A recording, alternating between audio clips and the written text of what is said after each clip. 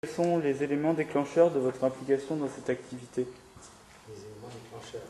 Alors d'abord, il faut un petit peu être dans le milieu aéronautique, traîner ses baskets dans le milieu aéronautique, être un peu pilote ou pas pilote, mais beaucoup bricoleur. Et puis un jour, une occasion, un petit grain de folie, comme on disait.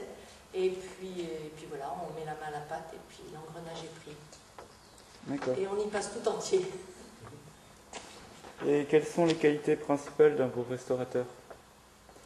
C'est surtout la patience, l'esprit ouvert au point de vue technologie, aimer rechercher, essayer de savoir l'origine de l'appareil, aimer l'appareil que l'on veut restaurer.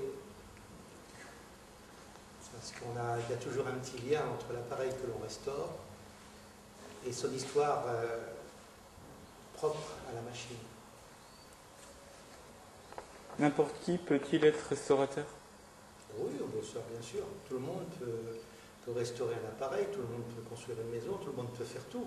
Le tout, c'est de le vouloir et, disons, avoir le goût quand même de faire quelque chose qui va voler. Donc, il y a quand même des règles de construction qu'on doit respecter, des normes qu'on doit respecter, avoir quand même quelques connaissances aéronautiques, sinon c'est toujours délicat.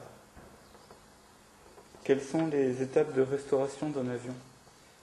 Alors la première, je réponds. Ah oui, vas-y. Alors la première, c'est trouver l'épave. Savoir si on est capable de la restaurer. Est-ce que l'on a toutes les pièces? Est-ce qu'on a les moyens de le faire? Est-ce qu'on a les locaux pour le faire? Le temps nécessaire à la restauration. Et, oui, et partager avec sa compagne Ou toute la famille. ou toute la famille ce loisir. Enfin, L'accord de le faire. Pas forcément la participation, mais que tout le monde soit conscient que ça va manger les vacances, manger un budget. Il y a beaucoup de choses qui passent à la trappe à cause de la construction ou de la restauration. Quelle est la moyenne du temps nécessaire à la fabrication d'un aéronef? Tout dépend de la machine, exactement. Oui. Tu réponds? Oui, ça dépend de la machine, mais il faut compter entre le projet, trouver tout, les plans et tout ce qu'il faut. Il faut déjà presque mûrir ça sur une année. Une construction, elle prend au moins 2 ans, mais en général, c'est plutôt 5 ans et 5 ans à temps plein. Ça veut dire quelqu'un qui ne fait, pour ainsi dire, que ça. Après, ça peut aller jusqu'à 10 ans, 15 ans, mais il faut compter 5 années. C'est une moyenne. Où trouvez-vous les différentes pièces nécessaires à cette activité? En fait, quand on prend un appareil à restaurer, en principe, il est relativement complet. Il faut refaire les pièces. Oui, ou on échange. On échange avec des gens qui ont des stocks de pièces si on n'a pas tout. Si on n'a pas les pièces correspondantes, on échange avec celui qui a le même appareil, qui lui a les pièces. Donc on fait des échanges et des ententes entre collectionneurs du même type d'appareil.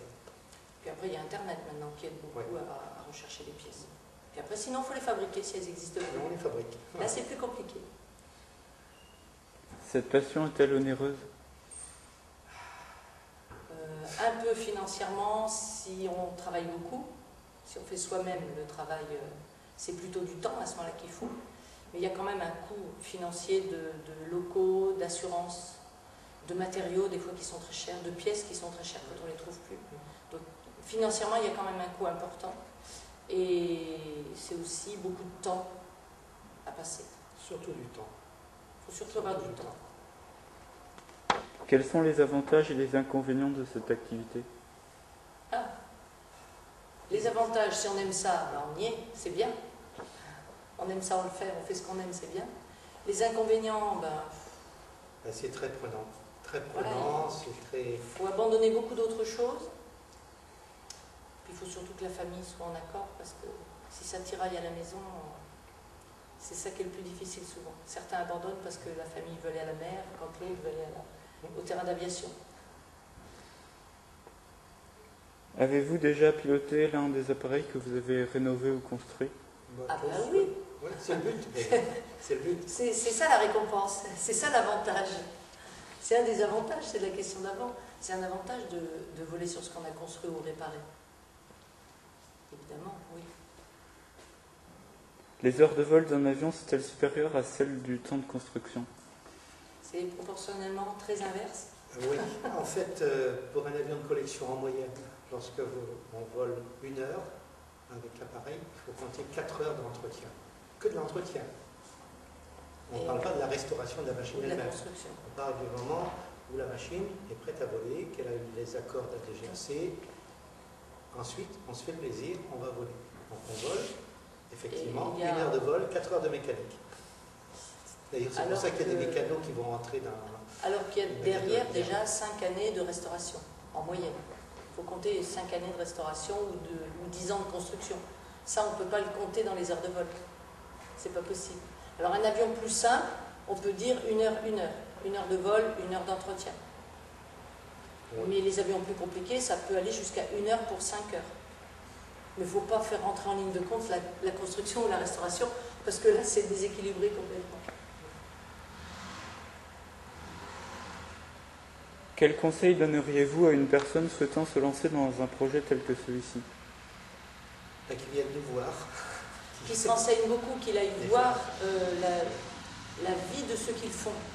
La vie dans les deux sens. La vie à l'apostrophe, leur avis sur ce qu'il veut faire, les moyens qu'il a, et la vie qu'on a quand on fait ça. La vie, LAVIE, quelle vie ça engendre tout ça. Il faut bien réfléchir et quel type d'avion, qu'est-ce qu'on voudra faire après avec cet avion. Si c'est du tourisme, si c'est pour le revendre, si c'est dans l'idée de faire de l'argent, il faut oublier. Donc il faut bien analyser son projet. Pour ça, il faut aller voir des gens qui le font déjà. D'accord. Voilà. Ben, merci d'avoir répondu à mes questions. Et bien de rien. Mais de rien, c'est avec plaisir.